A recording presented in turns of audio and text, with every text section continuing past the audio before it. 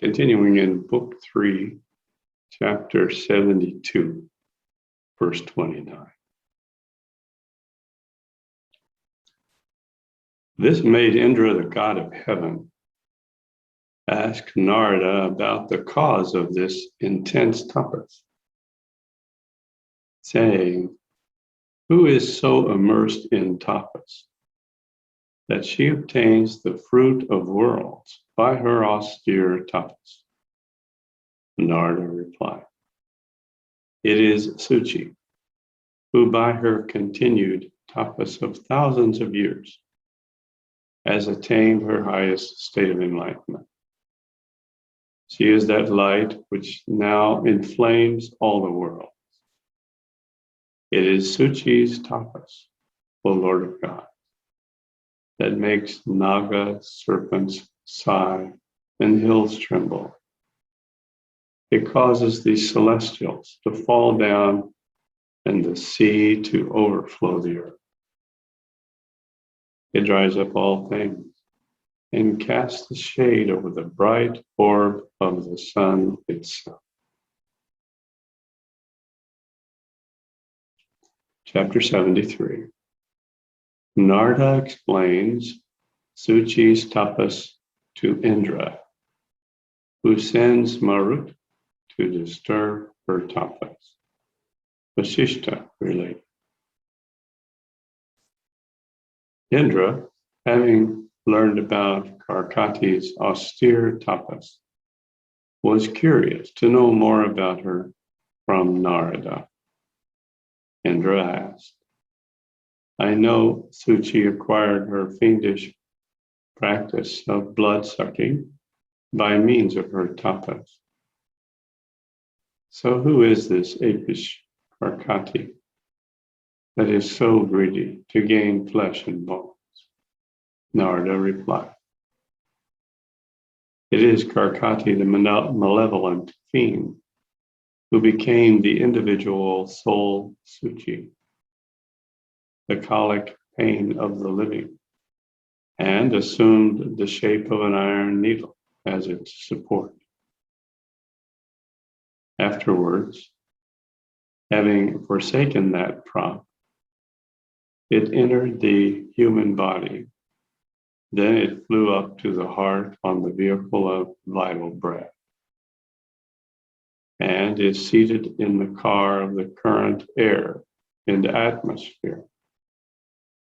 This colic of life, Suchi, having entered into the bodies of vicious lives, passes through the canals of their entrails and the pores of their flesh, fat, and blood, then nestles in the interior part like a bird. It enters the intestines with the breath of air and settles there in the form of flatulent colic. Afterwards, seated in the end of the Nyagroda artery, it becomes the various forms of colic with fullness of blood and inflammation. It also enters the body through other parts and organs and receives various names according to its situation.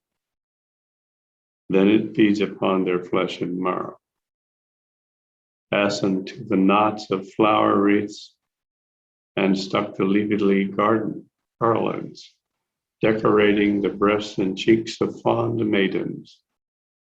She sleeps enraptured with them on the bosoms of their loving spouses.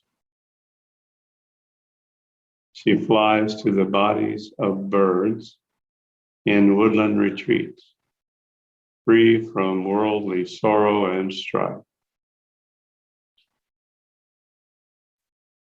She flutters on the tops of flowers of kalpa trees of Nandana paradise, or rolls on beds of lotuses in the lakes. She flies in the form of fluttering bees over the high hills of the gods. and she sips honey drops perfumed with the fragrance of mandara flower pollen. In the form of vultures, she devours the entrails of the dead bodies of warriors through the wounds made by sword blades. She flies up and down in the translucent and glassy paths of the sky and pierces into the human body through all pores, arteries, and orifices, just like expansive wind, pass on all sides through every creek and corner. Just like the universal vital air runs in the heart of every living being in the form of the pulsation of air, so Suchi oscillates in everybody as if they were her own home. Just like intellectual powers are lodged in every person, like blazing lamp. So she resides in her dwelling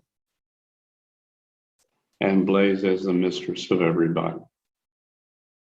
She sparkles like the vital spark in blood particles, and she flows in bodies like liquid. She rolls and trolls in the bowels of all living beings, like whirlpools whirl about in the bosom of the sea. She rests in the milk-white mass of flesh, just like Vishnu reclines on the bed of the serpent, Sesha. She tastes the flavor of blood from all hearts, just like goddess Kali drinks the liquor of her goblet of wine. She sucks the circulating red hot blood of hearts, just like the wind absorbs the internal and vivifying juice from the heart of plants and trees.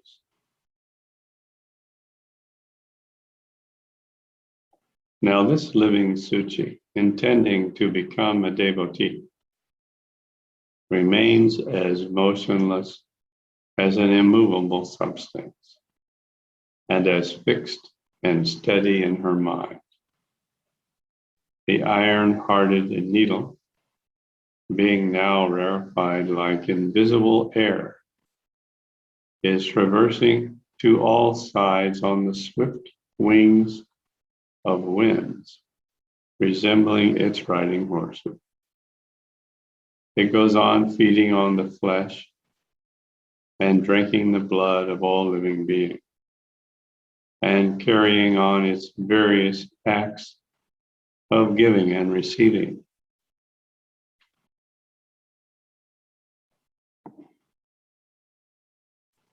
And dancing and singing all along.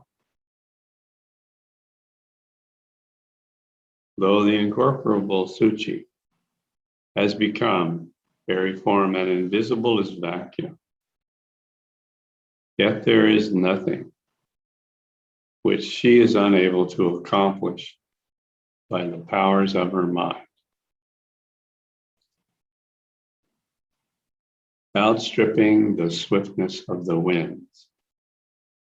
But though she runs mad with her beat and turns giddy with her drink, yet she is curbed by fate from running at random like an elephant in chains. The living body, like a running stream, moves apace with billows in its course. The painful and destructive diseases under which it labors are like greedy sharks lying hidden underneath. This frail body, like the formless Suchi, being disabled by its inability to gorge on the fleshy food, begins to lament its fate, like old and sickly rich folks for their lack of hunger and appetite. The body with its members moves about like the beasts of the forest for their prey. It plays its part like an actress on stage, dressed with good clothes and ornaments.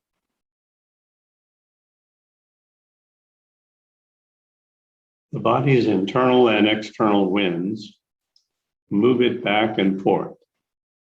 Its natural weakness, immobility, is always in need of being moved by the vital airs. Just like the immovable fragrance requires to be blown by a breeze.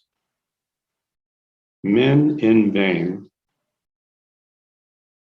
rely on mantras and medicines, on austerities and charities, and on the adoration of idols for relief, while their bodies are subject to disease, like the sea to its surges.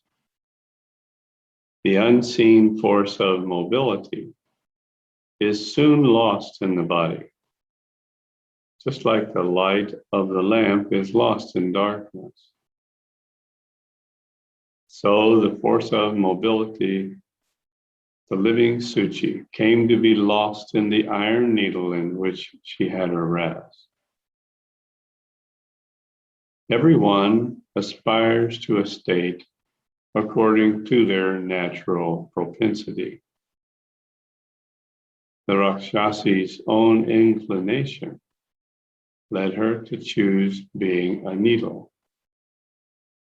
A man, tired of traveling far and wide, returns at last to take his rest at home. So the big and living Karkati turned to the form of the thin iron Suchi in order to rest.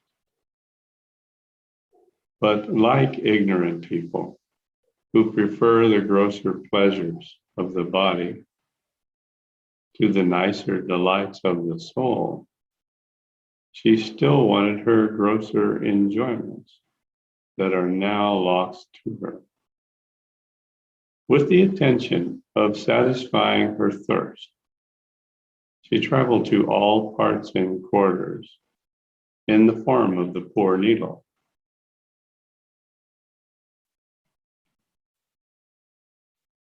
But she derived more mental pleasure from the experience than the satisfaction of her physical appetites. When the container is in existence, it is possible to fill it with its contents and not otherwise. So one having his body can seek and get every pleasurable object to give delight. Remembering now the past enjoyments of her former body, she became sad in her mind. And that before she had so highly pleased and satisfied filling its belly. Then she resolved to undertake austere tapas for the purpose of recovering her former body.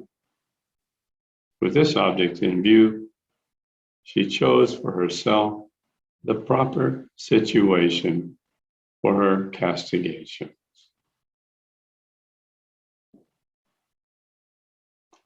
So here's something interesting that we can glean from this.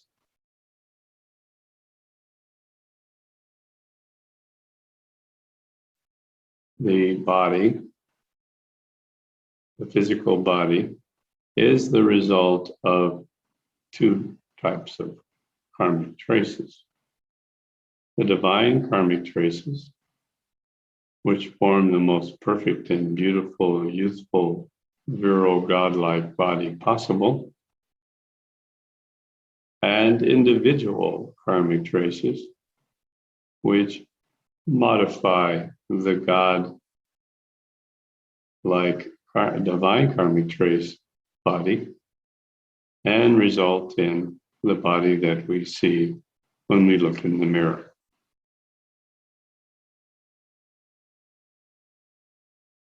Now we know that tapas is the practice of balancing karmic traces. So here we see it is possible to re-engineer whatever body we have through the practice of balancing karmic traces. We have a course called Re-Engineer Your Life. This course is focusing on balancing only the negative karmic traces. Karmic traces come in two varieties.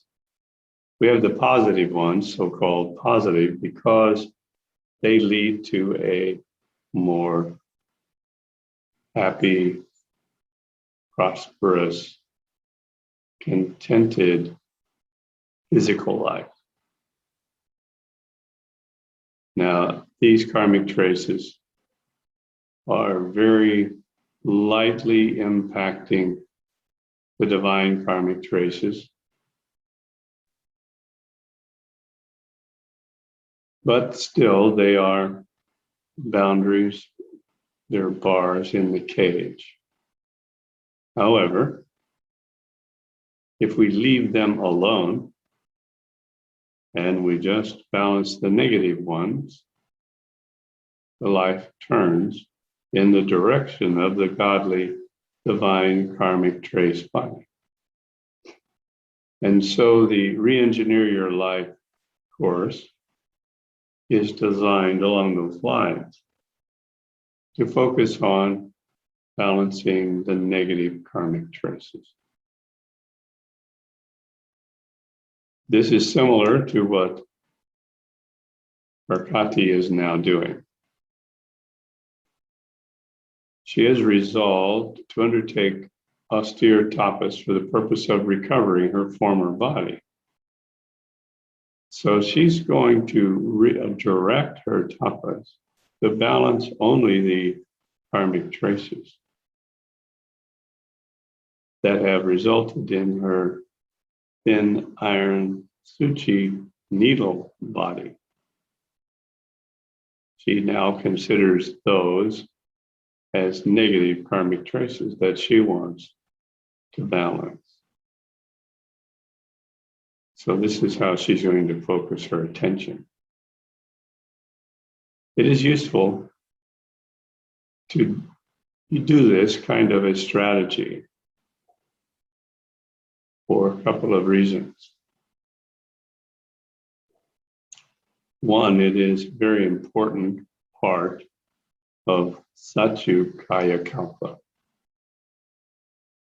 With Satyu Kaya Kalpa, our intention is to create a physical body that is godlike and made only of divine karmic traces. This is our ultimate objective with Satyu Kaya Kalpa. Because we know we have the potential to keep the body alive in a youthful, vibrant, and vital state for 100,000 years. You stack up 100,000 years next to 100 years, you see there's quite a big improvement in longevity. The ego is extremely interested in such longevity. And also, it is useful if one is an enlightened being, because with a long living, healthy and vital physical body, one can engage with other physical beings more successfully and for a longer period of time, helping many people achieve Jivan Mukti. So as part of the Sahasra Sirsha Brahma program, we all wish to achieve this long-lasting, vital, and youthful human physiology. We need to be of service to humanity for some thousands of years. Sahasra Sirsha Brahma program will result in many of us achieving Brahman consciousness and all of us achieving at least Jivan Mukti, Moksha level 1.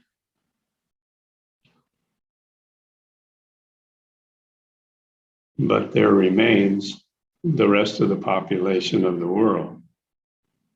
Now, from the light of consciousness exuded by the group of Sahasra Sirsha Brahma, and the ability of this group to transform the landscape of the universe. To actually create communities around the world for 1 million people.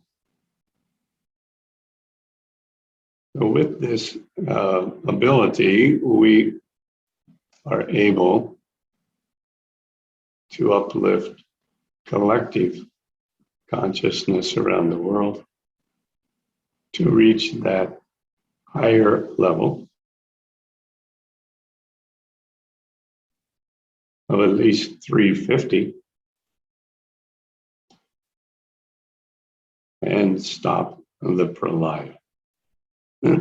Now the pralaya has stopped. What will be the occupation of the survivors? Well, we know at level 350, everyone at that level is very interested in progressing to higher states of consciousness. At 350, we have tipped the scales in the direction of desire to achieve Jivan Mukti. Our attention is not so much on living our physical life. We want to move in the direction of achieving enlightenment. But the process of achieving enlightenment for all the population of the world is going to be the same challenge in a different way slightly that we have now. And we know that to actually achieve Jivan Mukti, Moksha level 1, it's going to require considerable Shaktipat. It just does not happen that individuals can accumulate enough Shakti on their own to cross over that border into total freedom. So a guru is required.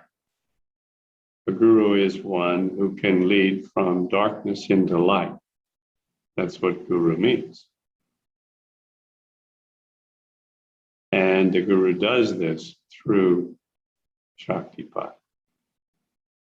The guru does not perform magic on the bodies of disciples, but simply observes how the disciples are functioning, seeing various weaknesses caused by individual karmic traces, and directing Shaktipat to help balance those individual karmic traces.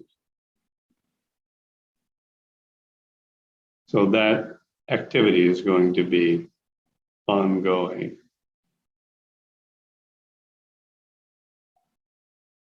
The Sahasra Sirsha Brahma group has been blessed with a rare phenomenon called Charya Devata gurus. This is normally not done. Normally, the celestial beings, the ascended masters, do not directly interfere in the lives of the human beings. But we now have this opportunity to invite an enlightened master from the celestial realms to team up with us and guide us, giving us Shaktipat at the right time so that we can achieve these higher states of consciousness by balancing our karmic traces. But this is a very rare and once in a yuga opportunity, perhaps once in 10 yugas opportunity. It happens very rarely. And at the end of the pralaya, it will no longer be there. It is a contribution from Lord Vishnu to add an extra measure of light into the darkness of Kali Yuga. But when Kali Yuga returns to its more normal state, this extra light will no longer be needed. And the universe is perfectly efficient, doing only what is needed at the exact right time. So this won't continue. There, then, the challenge falls to those of us in the Sahasra Sirsha Brahma group who have achieved moksha, to serve as teachers and gurus to those still in physical body at level 350 and higher. So for that, it'll be useful to have a strong, youthful human physiology. So this is why we undertake Satyukaya Kalpa. The other reason, we said there were two, that's one. The other reason is for those who are at the 350 level of consciousness, or even lower, and their ego is still quite in charge.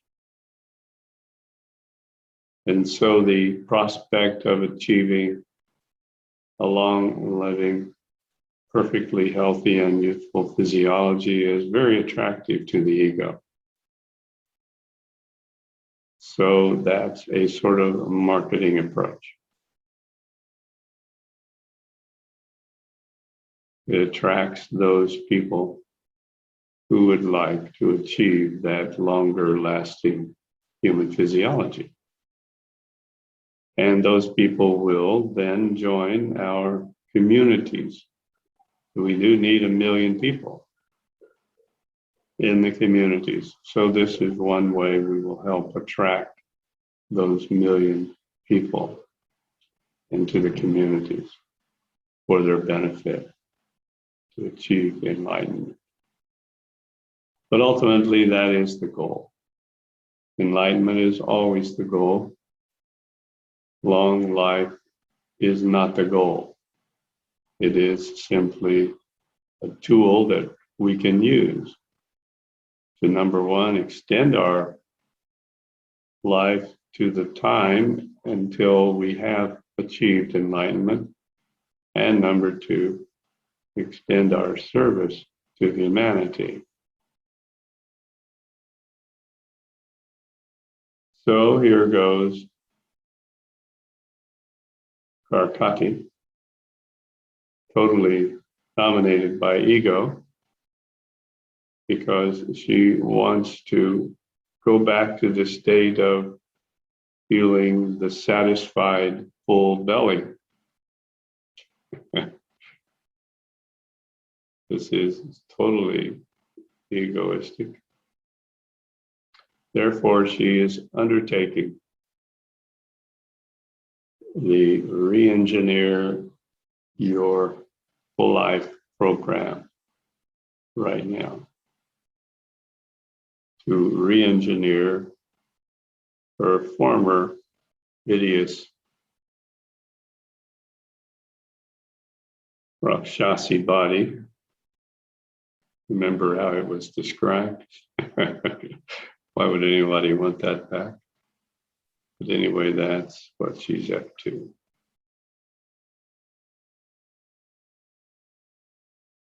The individual soul of Suchi thought of entering into the heart of a young vulture flying in the air. Thus, by the help of her vital breath, she soared to it and rested herself in the air like that bird. The vulture, filled with the malevolent spirit of the choleric Suchi in itself, began to think of executing the purposes that Suchi had in her mind. Thus the vulture, bearing the unsatisfied Suchi within its body, flew to its intended spot on the mountain. It was driven there like a cloud by the wind, and it was in this place that Suchi was to be released from her needle shape.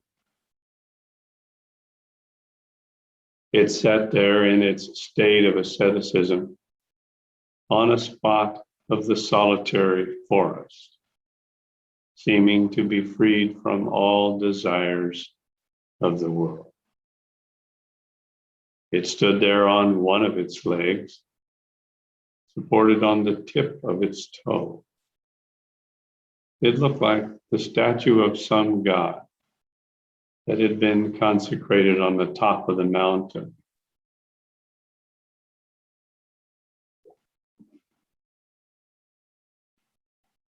By someone in the form of Garuda.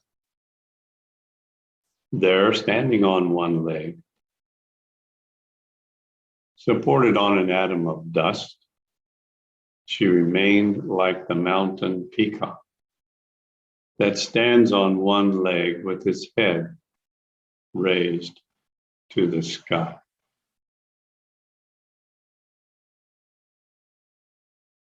Now, we often see examples when people are performing tapas that they assume some sort of a posture and they remain in that posture totally immovable for long periods of time. Why? Why do they do this? The only reason must be that it helps to balance karmic traces.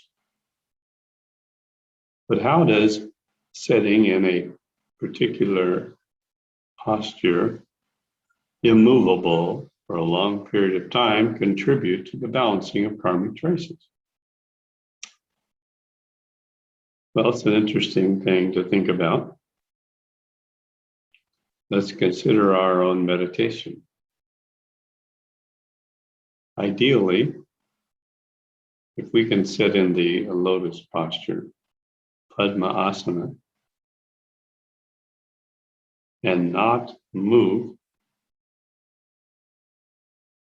for the entire time of the meditation, we will have the most fabulous experience in the meditation. Because what will happen is we will just minute by minute sink deeper and deeper into the silent awakening. It is movement of the body that disturbs this natural progression to the deepest level of the silent witness. And it is the movement of the body that is caused by the balancing of karmic traces. And the Padma Asana is one that opens all 72,000 nadis. Well, you know, when you have something, a channel that is stuck, it has some clog in it, or the sides are stuck together and the flow is restricted. And you assume a posture that allows this channel to be fully open, those toxins are going to move. And it's the moving of those toxins, which are individual karmic traces, being balanced, that causes all of the pain and the need to move while seated in that posture. So we have here a double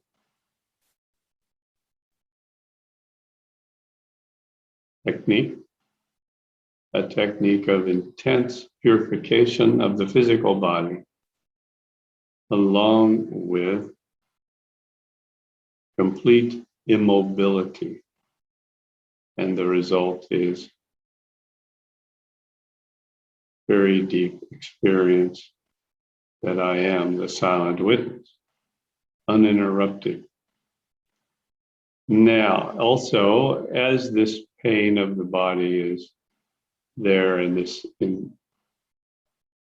incredible desire to move, to relieve some of this pain,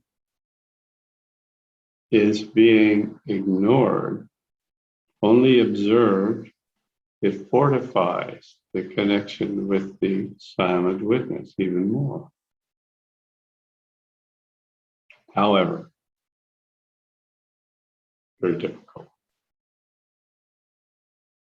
The best strategy is to assume a posture in which there is very little or no pain, and in which one can sit erect and immovable for the entire period of meditation.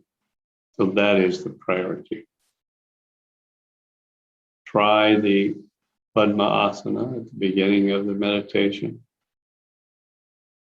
And if you can't do it,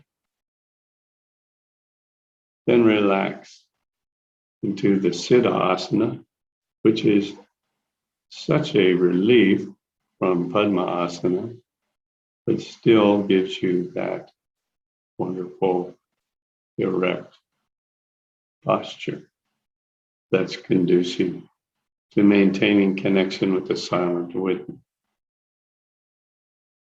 And then if that becomes uncomfortable, then relax against some back support and continue to change your posture until you find one that is relatively comfortable. So that is the best strategy. Because when we're sitting in the Padma-asana, it is possible, given enough Shaktipat, to make that posture completely effortless and comfortable. I've had this experience. It's a wonderful and blessed experience. It's happened a couple of times where the intensity of the pain was pretty great, and I was blessed with some Shaktipat. And suddenly,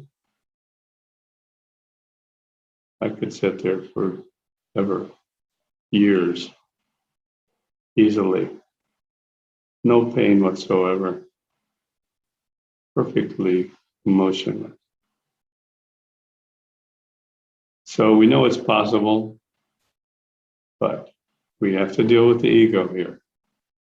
The ego is going to use the pain and discomfort of the lotus posture to take one out of meditation entirely. With all this wonderful logic, Well, obviously, you're destroying your knees. You're killing your back. You're ruining your whole ability to even walk about on the surface of the earth. Your legs are going to be totally useless if you don't move them now. All this logic appears in the mind, and then eventually the ego wins. So better not to challenge the ego too much. So we take a little bit of a practical approach as well.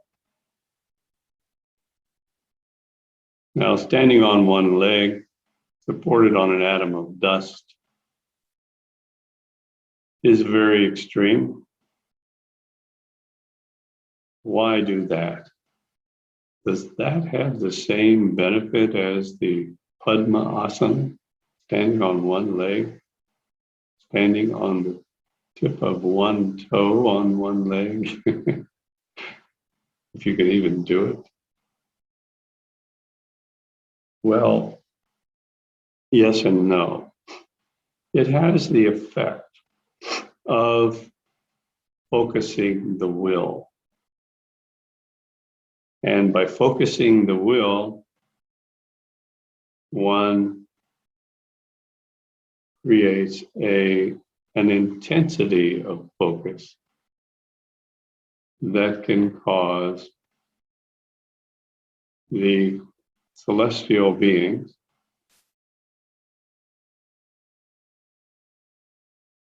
to take notice. We are not alone, of course. We know there are many celestial beings, and their objective is to figure out ways in which they can help human beings achieve moksha.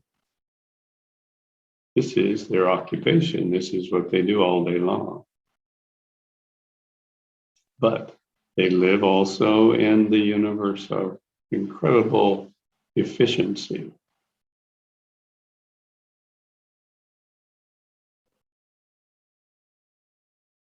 Nothing is ever wasted on that level of divine karmic traces.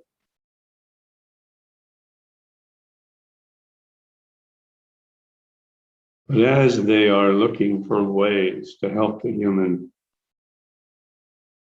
race and individual human beings, someone sitting in meditation with intense focus stands out like a light bulb in a dark room. And then that attracts the attention of the celestial being. And if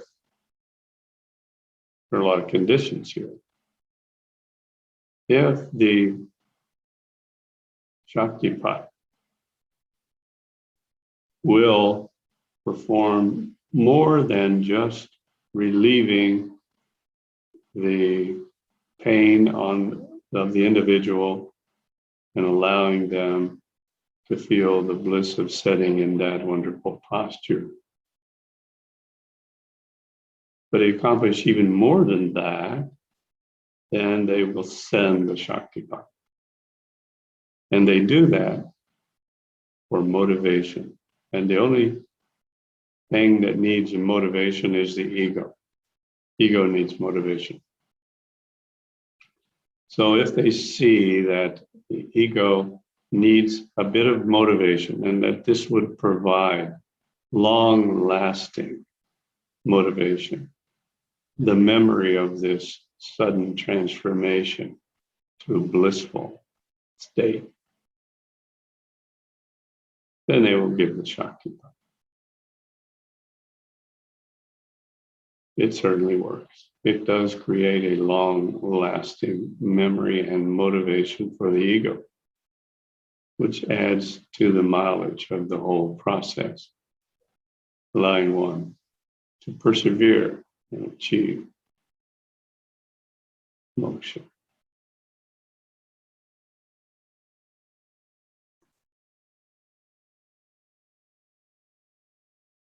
Well, this is why we see Prakati employing this strategy. This is basically an asuric strategy employed by the asuras, the Rakshasas, to achieve their desired result.